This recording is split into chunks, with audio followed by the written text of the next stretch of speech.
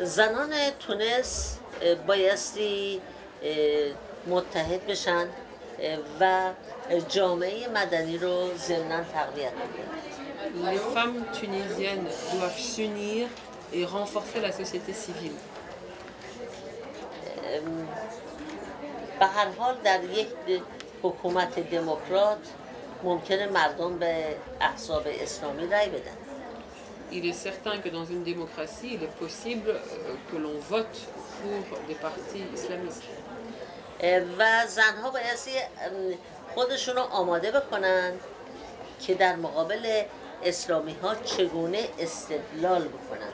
Donc les femmes doivent se préparer à raisonner les islamistes. و همونطوری که گفتم اسلام رو حالا دیگه زنها باید تفسیر کنن. Et comme je viens de le dire dans mon discours, aujourd'hui c'est aux femmes d'interpréter l'islam. این مانع از این میشه که اگر اسلامی ها اگر به قدرت برسن به نام اسلام بخوان ستم بکنن. C'est le seul moyen d'empêcher, seulement au cas où les islamistes arriveraient au pouvoir, les empêcher d'exercer une répression au nom de l'islam. اسلامی های رادیکال همیشه از جهل ما زنها نسبت به اسلام سوء استفاده کردن. Les islamistes radicaux ont toujours abusé de notre ignorance, nous les femmes, envers l'islam.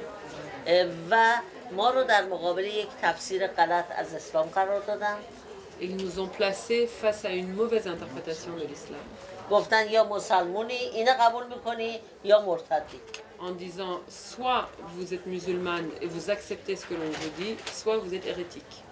حالا شما بایستی راه حل دیگه ای رو شما متقابلا بایستی یک بازی دیگری ارائه بدید. Il faut avoir une autre carte à présenter à ces adversaires-là. و بگویید که اگه تو ادعا میکنی مسلمونی اسلام اینه میگه نه اونی که تو میگی. En leur disant si vous prétendez être musulman, venez voir ce que dit l'islam. Il ne dit pas ce que vous dites.